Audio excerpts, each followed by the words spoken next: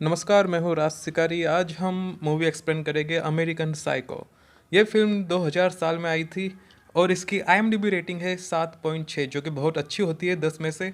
इसका बजट था $7 million, $7 million actually. और इसने कमाई की थी $34 मिलियन की, जो कि बहुत ही अच्छी कमाई है देखा जाए तो शुरू करते हैं फिल्म के एक्सप्लेनेशन बिना किसी टाइम वेस्ट के। और आखिर में मैं अपना पर्सनल ओपिनियन भी दूंगा, तो तब तक रुकिएगा। फिल्म की शुरुआत होती है पैट्रिक बैटमैन से। ये एक बैंकर होता है अमेरिका के वॉल स्ट्रीट पे। ये पैट्रिक और उसके बाकी लौंडे दोस्त मिलके बातचीत कर रहे होते हैं अपनी कुछ पर्सनल चीज़ें वगैरह। बाद में हम देखते हैं कि जो पैट्रिक होता है वो अपने बॉडी को लेके, अपने लुक को लेके, अपने हेयर स्टाइल वगैरह को लेके बहुत ही सीरियस होता है। वो किसी भी तरह का कॉम्प्रोमाइज़ नहीं चाहता। वो अपने चेहरे पे, अपने शरीर पे 10 तरीके के लोशन, बॉडी वॉश, कितना ही कुछ लगा के अपने काम पे जाता है। साथ में वो एक्सरसाइज भी दबा के करता है जिससे कि वो अच्छा दिखे। ऑफिस में हम देखते हैं कि एक नया लौंडा आया होता है जिसके पास एक अकाउंट होता है कंपनी का, जो पैट्रिक को अच्छा नहीं लगता। वो चाहता है कि सारे अकाउंट और सब कुछ उसके पास ही हो और सारे प्रमोशन वगैरह उससे ही मिलने चाहिए। तो पैट्रिक इस चीज़ से काफ़ी गुस्सा हो जाता है। दूसरी चीज़ ये होती है कि वो जो नया लौंडा होता है पॉल, जिसका नाम पॉल होता है, वो उसके जैसा ही दिखता है। उसके हेयर स्टाइल, उसके ड्रेसिंग, उसके चश्मे वगैरह बहुत कुछ पैट्रिक से मैच करता है। तो ये देख के पैट्रिक भाई साहब को बहुत बुरा लगता है। और जले में नमक छिड़कने की बात आई तो वहाँ देखते कि सब लोग एक एक करके अपना बिजनेस कार्ड दिखाते हैं।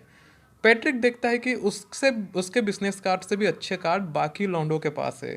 पैट्रिक ये देख के काफ़ी गुस्सा हो जाता है, मगर कुछ दिखा नहीं पाता बाहर। उस शाम को जब पैट्रिक घर जा रहा होता है तो उसे रास्ते में एक भिखारी दिखता है। वो सोचता है कि उसकी कुछ हेल्प करे, मगर जब उसके पास जाता है तो फिर भिखारी से उससे बदबू आती है। वो उसे काफ़ी गिरी हुई नज़र से देखता है। वो कहता है कि तुम कितने घटिया हो, तुम कितने नीच आदमी हो। और वो कहता है कि तुम में और मुझ में कोई समानता नहीं है। मैं कितना साफ सुथरा हूँ, मैं कितना एकदम क्लीन रहता हूँ, मगर तुम एकदम गंदगी से भरे हुए हो, तुम नहाते भी नहीं हो, तुम्हारे कपड़े मैले हैं। ये सब देख के वो काफ़ी चिढ़ जाता है। वो उसे हेल्प करने के बजाय अपना चाकू निकालता है और उसे मार डालता है वहीं पे। जिसके बाद अगले सीन में हम देखते हैं कि पैट्रिक जो होता है वो उस नए लौंडे पॉल को खाने पे बुलाता है। खाने पे बुलाने के बाद, दारू वगैरह पीने के बाद, पॉल को वो अपने घर लेके जाता है। जिसके बाद जो पैट्रिक होता है, पैट्रिक कुल्हाड़ी लेके उसको मार देता है। तो पैट्रिक की कहानी यहीं ख़त्म हो जाती है। पॉल वापस अपने काम धाम पे निकलता है अगले दिन ऑफिस। मगर होता यह है कि कुछ दिनों बाद जब पैट्रिक लापता हो जाता है तो एक डिटेक्टिव को हायर किया जाता है कंपनी के द्वारा या उसकी फैमिली के द्वारा। वो डिटेक्टिव होता है हमारा स्पाइडरमैन का ग्रीन गॉब्लिन। ग्रीन गॉब्लिन काफ़ी तेज़ डिटेक्टिव होता है और वो बहुत कुछ सवाल जवाब जान पहचान करके निकाल देता है। तो ग्रीन गॉब्लिन पैट्रिक के पीछे पड़ जाता है और पैट्रिक इससे काफ़ी नर्वस हो जाता है कि भाई ये मेरी बातों को पता ना कर ले। ये सीन यहीं पे ख़त्म हो जाता है। जिसके बाद हम देखते हैं कि पैट्रिक ने घर पे दो एस्कॉट्स को बुलाया होता है। पैट्रिक को एक्चुअली थ्रीसम करने का शौक होता है। थ्रीसम आप समझते होगे कि क्या होता है, ठीक है? अगर नहीं पता तो गूगल जाके कर लीजिए। चलो मैं ही बता देता हूँ। थ्रीसम वो होता है जिसमें 3 लोग मिलके करते हैं, ठीक है? तो थ्रीसम करने के बाद पैट्रिक कुछ नुकीले चाकू, छुरी, तलवार निकाल के उन प्रोस्टिट्यूट्स के साथ मार धाड़ करता है और उन्हें चोट पहुंचाता है, जिससे कि वो प्रोस्टिट्यूट काफ़ी खून उन्हें खून आने लगता है और फिर वो पैसे लेके तुरंत निकल जाती है वहाँ से। ये सीन यहीं पे ख़त्म हो जाता है। अगले सीन में हम देखते हैं कि ऑफिस में एक और नया लौंडा आता है जो कि अपना कार्ड दिखाता है कि देखो मेरा बिजनेस कार्ड कैसा है। ये देख के एक बार फिर से पैट्रिक की वापस जल जाती है। पैट्रिक बाथरूम में जाता है, अपने ग्लव्स पहन लेता है और उसका गला घोट के उसे मारने की तैयारी करता है, मगर वो मार नहीं पाता। पता नहीं क्या कारण होगा, मगर वो बिना मारे ही वहाँ से चला जाता है पैट्रिक उस लौंडे को। जिससे वो लौंडा समझता है कि वो गे है। वो उसका गला पकड़ रहा है और उसे किस करने के लिए शायद प्रयास कर रहा है। ये सोच के वो लौंडा कहता है कि ठीक है भाई, मैं भी गे हूँ, और इस तरीके से वो अपना रिलेशनशिप के लिए आगे बढ़ने का प्रयास करता है। मगर पैट्रिक वहाँ से निकल जाता है अपना बिना काम ख़त्म किए। ये सीन यही ख़त्म हो जाता है। अगले सीन में हम देखते हैं कि पैट्रिक एक नई मॉडल से मिलता है और वो उसे अपने घर ले जाता है और उसका भी खून कर देता है। हालांकि इसको लेके ज़्यादा कुछ बताया नहीं गया है फिल्म में, मगर कहानी बस इतनी है इसमें। तो ये सीन यहीं पे ख़त्म होता है। अगले सीन में हम देखते हैं कि पैट्रिक अपनी ऑफिस की सेक्रेटरी को भी अपने घर पे बुलाता है। जब वो अपना फ्रिज खोलता है तो हम देखते हैं कि वहाँ उस मॉडल का सर कटा हुआ पड़ा है फ्रिज के अंदर। जिसके बाद पैट्रिक फ्रिज बंद करता है और अपनी सेक्रेटरी को मारने की तैयारी करता है। मगर जब वो मारने के लिए तैयार होता ही है, तभी होता ये है कि पैट्रिक की जो होने वाली वाइफ होती है उसका कॉल आ जाता है। तो पैट्रिक उसे नहीं मार पाता और वो अपनी सेक्रेटरी को जाने देता है। ये सीन यहीं पे ख़त्म हो जाता है। अगले सीन में हम देखते हैं कि पैट्रिक और ग्रीन गॉब्लिन एक मीटिंग में, एक रेस्टोरेंट में बैठ के मीटिंग कर रहे हैं। ग्रीन गॉब्लिन काफ़ी कुछ पता कर चुका होता है कि भाई पॉल किसी को रेस्टोरेंट में मिला था और उसके बाद वो गायब हो गया था।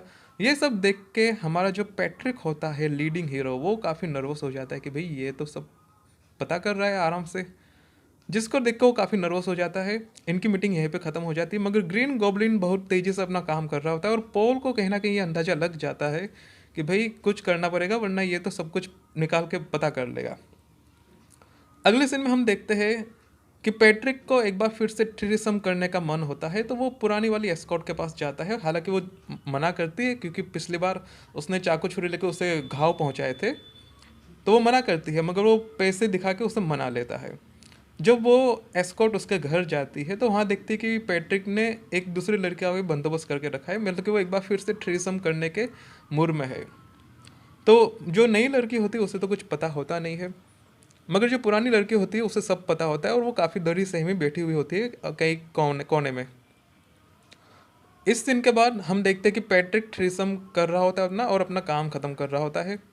थ्रीसम करने के बाद जो पुरानी लड़की होती है वो चुपके से जाने का प्रयास करती है कि भाई यहाँ पे रुकने जैसा है नहीं। वो चुपके से अपने जूते चंपल लेके निकलने का प्रयास करती है, मगर तभी वो देखती है कि पैट्रिक कुछ नुकीली चीज़ लेके जो नई लड़की होती है उसका खून कर देता है। अब खून कैसे करता है, कहाँ चाकू लगाता है, वो नहीं बताया हमें, मगर उसका हाथ उसके प्राइवेट पार्ट की तरफ होता है। तो बहुत बुरी तरीके से मारा गया होगा अगर ऐसी सिचुएशन होगी तो पैट्रिक उस नई लड़की को चाकू घोंप के मार देता है। जिसके बाद जो पुरानी लड़की होती है वो जान बचा के भागती है वहाँ से। मगर तभी वो अलमारी का दरवाज़ा खोलती है, मगर वो देखती है कि वहाँ पे 2 लाशें पहले से है। जिसके बाद वो भागते हुए जाके बाथरूम में गिरती है। वहाँ पे वो देखती है कि नई लड़की जो थी उसकी लाश वहाँ पे उसने डाल दी है मारने के बाद पैट्रिक ने। जिसके बाद हम देखते हैं कि जो पैट्रिक होता है वो चेन सो लेके उसके पीछे पड़ता है। चेन सो एक लकड़ी काटने वाली मशीन होती है वो। मगर जो लड़की होती है वो अपार्टमेंट से बाहर निकल चुकी होती है और वो सीढ़ियों से घूमती हुई नीचे जा रही होती है। मगर पैट्रिक भी काफ़ी चालाक होता है, वो चेन सो ऊपर से नीचे फेंकता है, चलता हुआ चेन सो, और उस लड़की को मार देता है। तो यहीं पे ये सीन ख़त्म हो जाता है, ये चैप्टर यहीं पे ख़त्म हो जाता है। अगले चैप्टर में हम देखते हैं कि पैट्रिक अपनी होने वाली बीवी से मिलता है एक रेस्टोरेंट में। पैट्रिक उससे कहता है कि वो उससे शादी नहीं कर सकता, मगर जो उसकी वाइफ होने वाली बीवी होती है वो कहती है कि भाई 2 साल से चूतिए तो क्या कर रहा था मेरे साथ।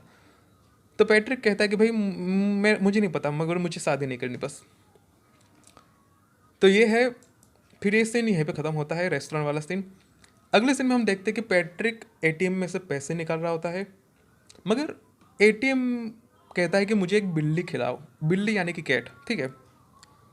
तो यहाँ पे आपको थोड़ा हिंट आ जाना चाहिए कि डायरेक्टर कहना चाहता है कि भाई इसके दिमाग की नसें हिल चुकी है, क्योंकि एटीएम बिल्ली नहीं खाता, एटीएम बस कार्ड लेता है और वो वापस दे देता है निकाल के। तो पैट्रिक क्या करता है कि रास्ते से एक बिल्ली उठाता है और उसे एटीएम को खिलाने लगता है। एक बूढ़ी औरत देखती है और कहती है कि बावली पूछिए क्या कर रहा है तू यहाँ पे। तो वो पैट्रिक उस बूढ़ी औरत को मार देता है बंदूक से। जिसके बाद पुलिस उसके पीछे पड़ जाती है, मगर पैट्रिक होता है वो सबको ख़त्म कर देता है, जितने भी पुलिस वाले होते हैं, और सबको मार देता है। हालांकि यहाँ पे एक चीज़ ये है कि वो बहुत सारी गोलियाँ चलाता है अपने पिस्तौल में से, और यूजुअली पिस्तौल में इतनी गोलियाँ होती नहीं है, ठीक है। पिस्तौल में लगभग 20-25 के आसपास गोलियाँ होती है, ज़्यादा नहीं। तो यहाँ पे भी डायरेक्टर ने हमें एक हिंट दिया है कि ये सब उसके दिमाग में बेवकूफ़ी चल रही है। पैट्रिक खुद देखता है कि यार मेरे पिस्तौल में इतनी गोलियाँ कैसे है। जिसके बाद पैट्रिक और आगे जाता है, वो बिना अपनी रिवॉल्वर को रिलोड किए रास्ते में जितने भी लोग मिलते हैं, जितने भी गवाह बन सकते हैं, इतने सभी लोगों को गोलियां मारते हुए जाता है। जिसके बाद वो अपने घर पहुंचता है, अपने वकील को फ़ोन करता है और कहता है कि भाई रायता फैल चुका है, मैंने बहुत कुछ किया है, बहुत लोगों को निपटा दिया, और ये वो फलाना ठिकाना, इतने दिनों से वो एक एक करके सबको मार रहा था, कितनी लड़कियों को मार दिया उसने, कितना ही कुछ कर दिया। ये वॉइस मैसेज पे वो उससे भेज देता है, मतलब कि डायरेक्ट बात नहीं होती, मगर वॉइस मैसेज होता है टेलीफोन पे। ये चैप्टर यहीं ख़त्म होता है। अगले दिन पैट्रिक नहाता धोता है और जो पॉल की बॉडी होती है वो ऑफिस वाले लौंडे की जिससे उसने कुल्हाड़ी से मारा होता है, पैट्रिक उस बॉडी को ठिकाने लगाने जाता है क्योंकि उसे डर रहता है कि जो ग्रीन गॉब्लिन है वो सब कुछ पता लगा लेगा। मगर जब पैट्रिक पॉल के घर जाता है तो वहाँ पॉल होता भी नहीं है, ना तो उसकी बॉडी होती है और ना ही उसके घर में कुछ बाकी की चीज़ें होती है। वो घर बिक चुका होता है और वहाँ पे रिनोवेशन का काम चल रहा होता है। तो पॉल देख के ये हैरान हो जाता है कि ये हो क्या रहा है यहाँ पे। जिसके बाद पॉल जाता है अपने वकील के पास, कहता है कि भाई उस कल रात मैंने जो फ़ोन किया था तुम्हें और मैंने जो भी तुम्हें बताया था वो सब सच था, मैं झूठ नहीं बोल रहा था। तो उसका वकील कहता है कि क्या बकचोदी है, बंद करो ये सब। मगर पैट्रिक कहता है कि भाई वो सच बोल रहा है, उसने सभी लोगों को मारा है, इंक्लूडिंग पॉल को भी मार दिया, ऑफिस के नए लौंडे को कुल्हाड़ी से। तो वकील कहता है कि ऐसा तो हो ही नहीं सकता क्योंकि मैंने पॉल्स के साथ मीटिंग की है, मैंने खाना खाया है पॉल के साथ 10 दिन पहले ही लंदन में। जिसके बाद पॉल काफ़ी हैरान हो जाता है, पॉल काफ़ी चिंतित हो जाता है कि भाई ये हो क्या रहा है मेरे साथ। मगर वो अपने लौंडे दोस्तों के साथ जाके बैठ जाता है और सोचता है कि भाई मैं किसी को कुछ भी कहूँ कोई फ़र्क नहीं पड़ने वाला, कोई मानने वाला नहीं और कोई सबूत तो है नहीं, तो फिर क्या करे। वहीं हम अगले सीन में देखते हैं कि जो पॉल की सेक्रेटरी होती है ऑफिस वाली, वो देखती है कि उसके पास एक नोटबुक है और उसमें बहुत सारे घिनौने चित्र बनाए गए हैं, जिससे कि वो डर जाती है और वो समझ जाती है कि पॉल एक साइको है या एक मानसिक विकलांग लौंडा है। ये सीन वहीं ख़त्म होता है। वहीं हम अगले सीन में देखते हैं कि पॉल अपने लौंडे दोस्तों के साथ बैठकर बकचोदी पेल रहा होता है। टीवी पे जॉर्ज डब्ल्यू बुश ईरान युद्ध का घोषणा कर रहा होता है और पॉल चुपचाप बैठ के अपने दिमाग की बकचोदी सोच रहा होता है कि भाई दिमाग में चल क्या रहा है, अब इसका मैं क्या करूँ। और ये फिल्म यहीं पे ख़त्म हो जाती है। इसका कोई एंड नहीं बताया, इसका कोई उपाय नहीं बताया, ये क्यों हुआ, किस तरह हुआ, कुछ नहीं बताया, बस फिल्म ख़त्म।